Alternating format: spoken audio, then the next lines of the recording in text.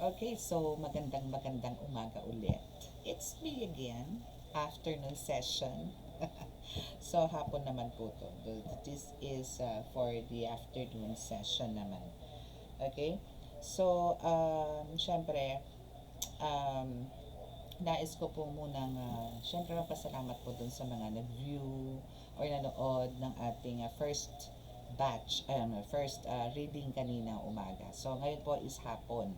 So, hoping po madire-diretso ko po to, no, morning, kung pwede nga. Meron nga ang iba, 3 beses, 4 beses nagre-reading sa isang araw. Grabe. So, let's see kung hanggang saan po tayo pupulutin.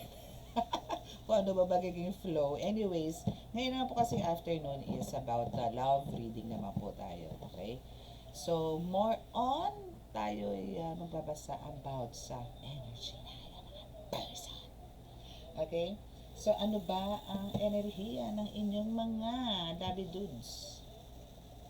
So, meron tayo ditong nilabas na actually kanina pa ito nakalabas. Itong ating King na Tarot now is titingnan ko kung suit to sa inyo. Or maybe kailangan nating tanungin na lang, no? Kung ano ba yung mga meron ngayon sa inyo mga kapersonan, sa inyo mga Labi Dudes. Ano ba ang meron? Okay, so actually katatapos ko na po ng mga few readings from my clients. Okay, and sa mga makaka-resonate po dito at gusto nyo po magpagabay, gusto nyo po ng, alam nyo na yun, hoping wala po mga black magic ngayon ha. Hoping puro lang, positive lang. Yung mga tipong ganun. So ano ba ang meron sa person nyo po ngayon? No? Na hindi po ako gagamit ng oracle card which is talaga most of the time may lumalabas pong pero gusto niya eh. Teka lang. Inuutusan niya ako. Okay, so ano ba ang meron sa person mo ngayon? No, ano ba ang meron sa person mo ngayon? No, so let's see ano ba ang meron sa person mo ngayon. So let's ask for guidance and protection from Almighty God. May the presence of our Lord Jesus Christ be with us. Mother Mary, Mahala Santo Niño, be with us. Protect us, heal us, and save us. Especially po ngayon na may ulan is walang humpay. Parang alam niyo yung titigil pero maya maya grabe. Parang naghahakot lang siya tapos maya maya bugso na naman. So please save us po, especially po yung mga nasa lower areas and mga sa tabi po ng mga bundok, mga ganyan. So please save them. Save us actually. Okay, so maraming salamat po again sa mga new subscribers, new followers na rin. Sa mga nag-comments, maraming salamat po sa inyo. And sa mga please kindly follow din po yung TikTok account po natin na Angel Whisper 11 and also the Maria Adonai. So, 3 accounts po ang aking ginagawa. Ewan ko na rin, di ako yumaman. Charot lang. Anyway, sa mga bago po dito, ako po is spiritual tarot reader. Nanggagabot din po ako. No, and nagre-ritual din po ako. Pero ang ritual po na ginagawa ko po is para lang po sa pagbuo ng pamilya. And also sa mga baklasan po ng mga black magic. Okay, but I think mag-stick ako doon sa like binding more on love na lang po, no? Or family na kailangan mabuo muli. Okay? So, mag-stick na lang po siguro ako doon. Para po medyo maluwag-luwag ang aking dibdib. Ang hirap din po kasi makipagbakbakan. Alam nyo po yun. Yung hapon nagre-ritual ka, binabanatan ka. So, at times talaga nakakaramdam din po ako. Pero most of the time is hindi because I know the Spirit is there, Holy God is there, Jesus Christ is there, and also may mga other guides, ancestors, spirit guides, no? Mga spirit warriors nandyan. But alam niyo po yon, hindi porke po kasi nandyan sila at alam ko kayang-kaya nilang maisakatuparan yan at maisave ako to protect me also and my family as well. Kailangan ko bang parang every time na ganun, makipagbakbakan din sila, masaktan sila. So parang ang gusto ko na lang po mangyari ngayon is tumutok na lang po sa healing and sa ganito po, sa tarot, no? Or sa reading. Okay? So what's your energy ba? Ano bang energy ng ilang person ngayon? Magic. May nagmamagic. Kaya pala gustong gusto niya magpadampot. Hindi ko sana to kukunin eh. Kasi talaga pagka lumabas to, kinuha ko to, meaning talaga po may mensahe sa inyo na for some of you, no, is, yun nga, yung person mo dito is ginagawa ng mahika. Okay? So, there's a magic going on sa person mo. What else? World War or Hiroshima. Hiroshima is syempre ano yan, alam natin yan na si Hiroshima is alam mo yun, ito, nung panahon ng Hapon na talagang war kung war. Okay, so magic is here, the sorcerer, sorceress, isang dito na gumaganap sa inyo, may gumagawa, at ito'y galit na galit. Na ang gusto talaga nito is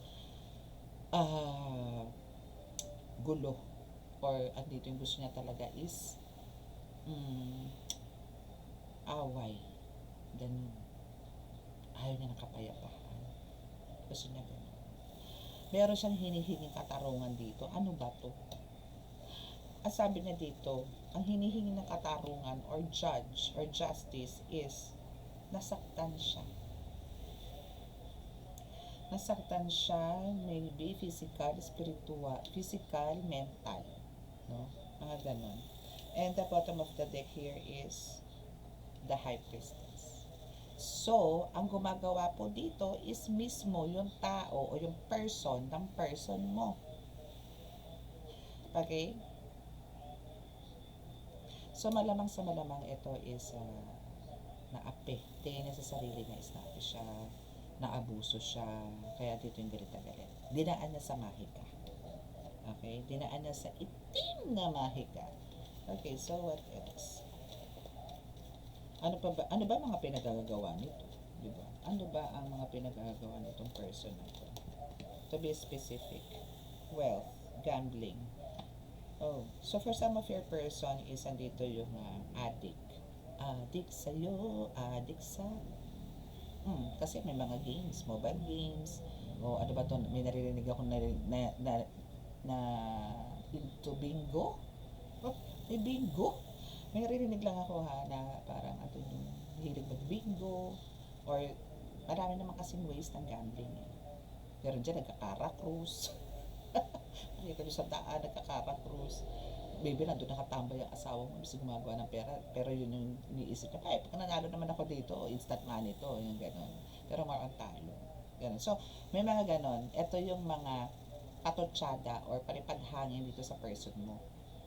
Pansinin mo, addict na yun to. Baka hindi na nga umuwi ng bahay mo to dahil dyan.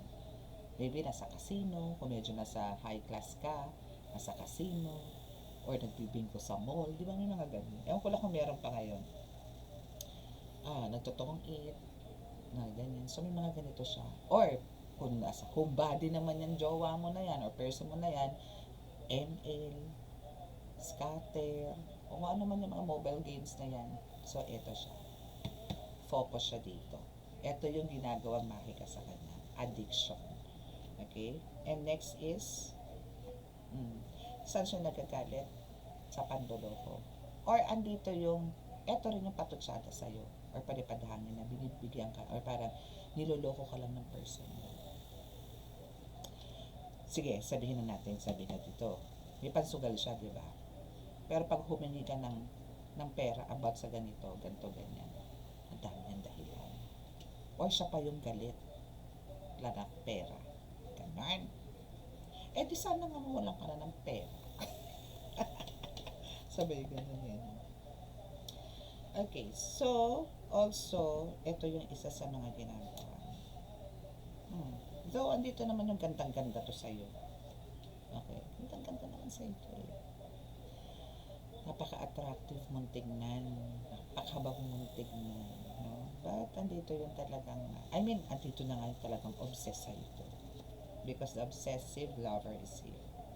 Obsessed talaga sa'yo to. Yun yung isa, no?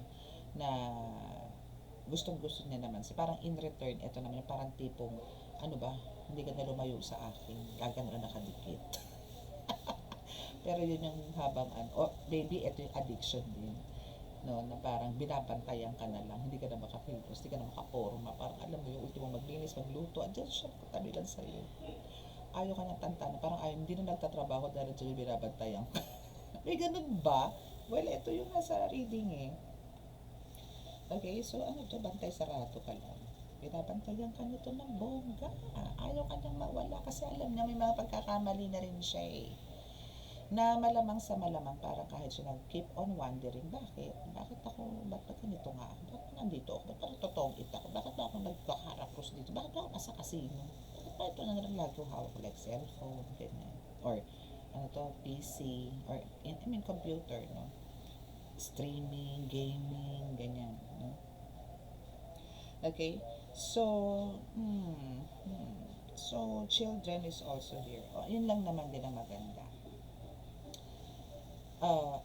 Actually, yung mga anak mo, ito especially po to sa mga may anak na, no? Like, yung mga anak mo dito is asking for some attentions dito sa person mo. Ngayon na nangyayari, parang since hindi maibigay nitong person mo, lumalayo tuloy yung loob sa kanya ng mga anak niya. And sa'yo lahat nakatutok. Which is hindi naman talaga maganda. It's because of andito nga yung, iba yung priority niya ngayon. Yung pag-a-addict niya sa mga ganitong klase na sugal o pagtapon ng pera kung saan nakikita eh. So tinatabangan siya kasi siguro, malamang, kasi ganito lang naman yan eh. Pagka halimbawa, syempre mga anak, may mga needs yan, like baon, or mga paggawa ng output, no? Basta anything na kailangan especially sa school or as an individual, as an anak. Pero hindi naman ibigay. Daming saksak. So, ito siya. So, tinabangan na yung bunakis niya. Or maybe andito yung lumalayo na rin yung loob. Yan yung mga ganyan. Okay.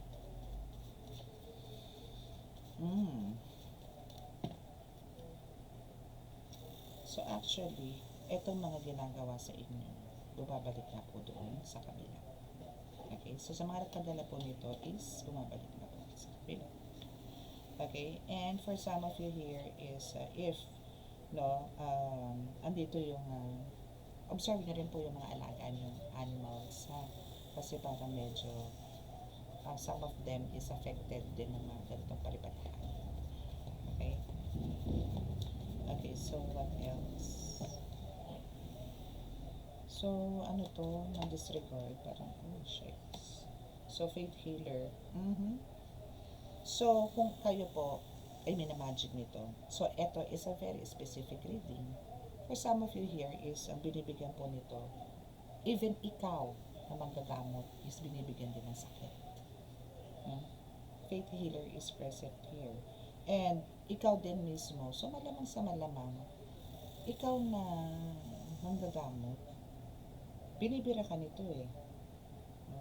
But, andito ngayon yung, yun na nga, gumagawa ka dito ng parang sumbalik. Dahil, malamang sa malamang, naramdaman mo na itong person mo is under spell work. Under black magic. Okay? So, may mga pang-defense ka na rin dito sa destruction. So, aware ka. Aware ka sa mga nangyayari. Aware ka sa mga ginagawa nitong practitioner na to or gumagawa ng itim na makika sa person mo. Alam mo kung saan ang gagaling.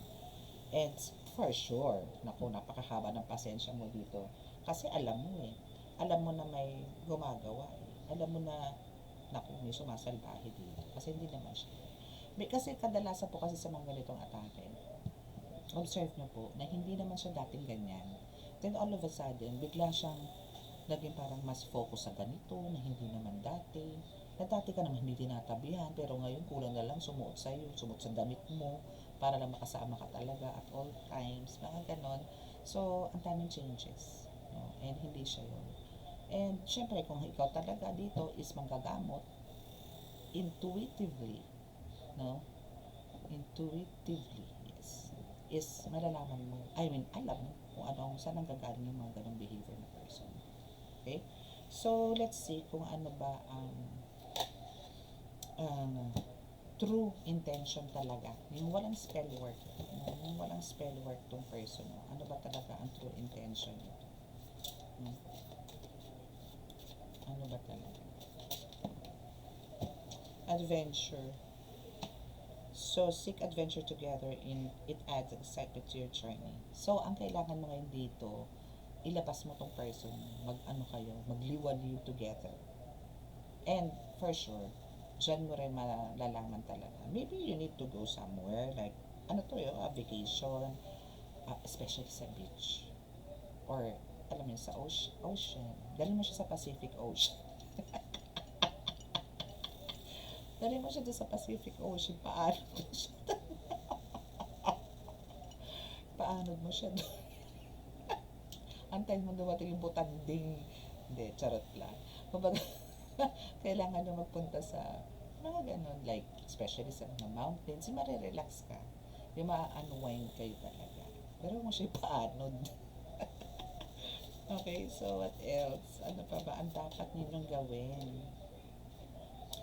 Okay, hideaway. Make time to be with your person. Create your own special hideaway. So, yun na nga yun. Diba? Hideaway. So, alam niyo yun, tipo, pag dinala mo talaga to sa kalagitnaan ng dagat. Ay, iba. Diba? Hindi, okay. Pero to sa mga jokes na yan. So, kailangan natin talagang kailangan nyo talaga mag-spend time together.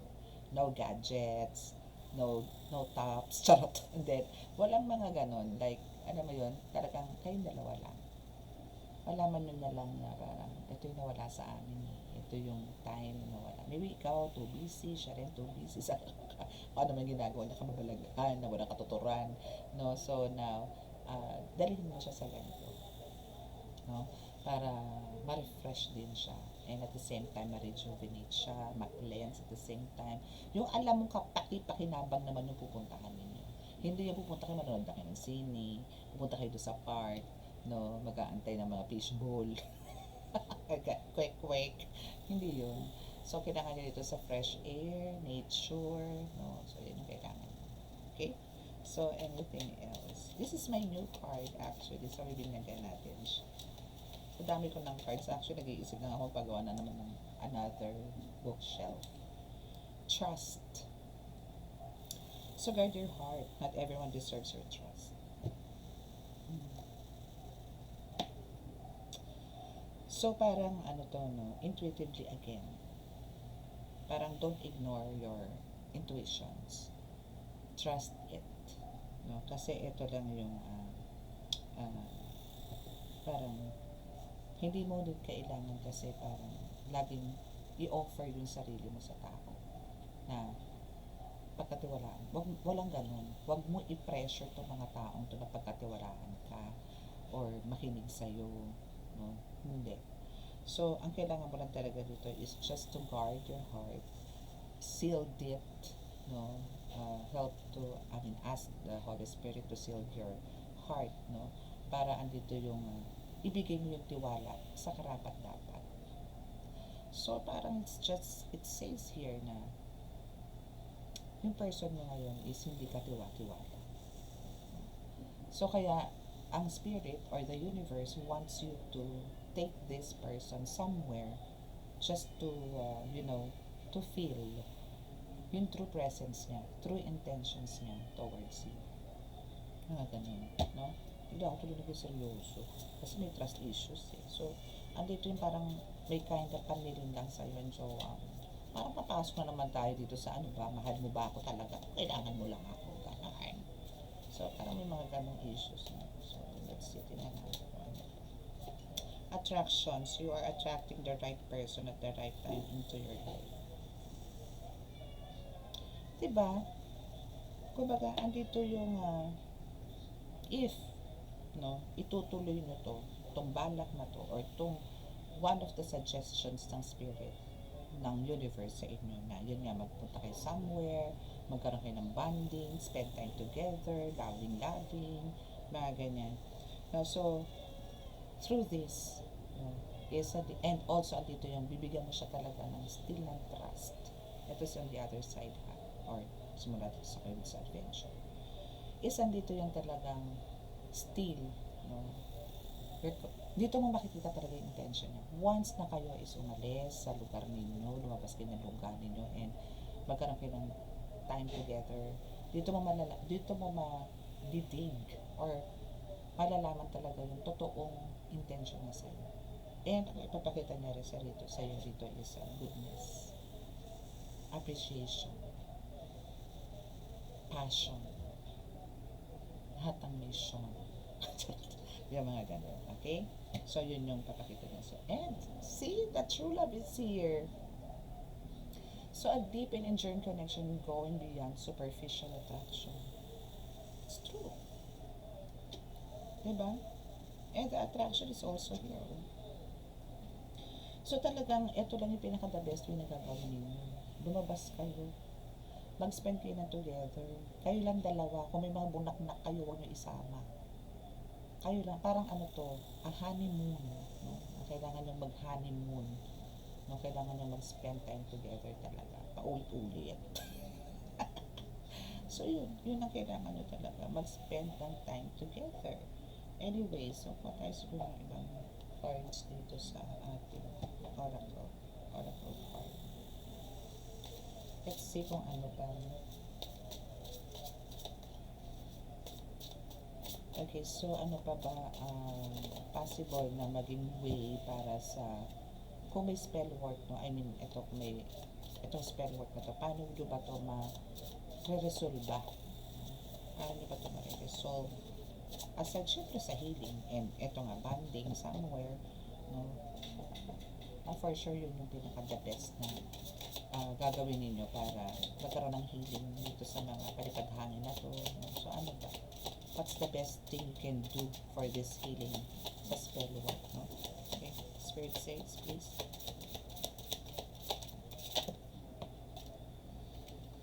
We have the Death card. First card, Five of Cups, King of Swords. For the third card, Eye of Taurus is here sa King of Swords. Queen of Swords, wow! So, talagang kayo talaga, ha? Kayo talaga, ha? And the Five of Swords, and sumilip si King of Cups. Okay, so Five of Swords is the bottom of the deck here.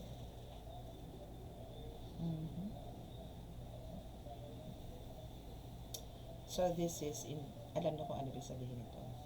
Itong Five of Swords na to, para mawala yung mga evil spirits na yan nakabalot sa person mo. Actually, Five of Swords, this is serves as the justice. Parang justice card na rin siya. Kasi meron siya nakalagay dito na, alam mo yun, sa justice. And the spirits are banished. So all you have to do here is some rituals na pang-backfire. Yun yung pinaka-the best na gagawin mo dito. Maybe you can do this somewhere na talagang tahimik na lugar. Kung you are brave enough, do it sa sementeryo. But make sure na magpumunta ka sa spot na walang nakalibing. Kasi hindi mo alam kung anong energy na meron doon. But that is too dangerous, no? And creepy. So, maybe sa ibang lugar, like vacant lot, no, na hindi naman ginagamit, or somewhere in the forest, no, and talk to the spirits there inside the elementals. Ito is actually, di ba nga sabi ko, you are a healer here. So, you can do this ritual. No? Ito yung pinaka-the best. Ito yung sinabi ng card. See? This is the bottom of the deck. Pwede mo i-screenshot yan and i-analyze mo tong card na to. Kung merong suffering sa person, kung alam mo na tong person mo is may sanib. No? And the death card is here, yes. Yun yung pinaka-first card mo, no? Kaya pala lumabas si death card. If you can do this, so is, andito yung death card na matatapos na ang lahat. No? Na talagang there's an end, but there's the new beginning. Okay, so now, sa Five of Cups dito, kasi andito nga yung talagang, maybe for some of you talaga dito, even you, if you are a healer, no, parang, ang dami nang nawala sa'yo. Ang dami mo nang pagtitiis. Andito ka sa deep sadness. No? But, andito nga yung sinasabi ko dito na you are, the King of Swords is your person, and you are the Queen of Swords. Na talagang andito yung, actually, mas malakas ka eh. Yes, malakas na si King of Swords kasi nasa kanyang Eye of Horus.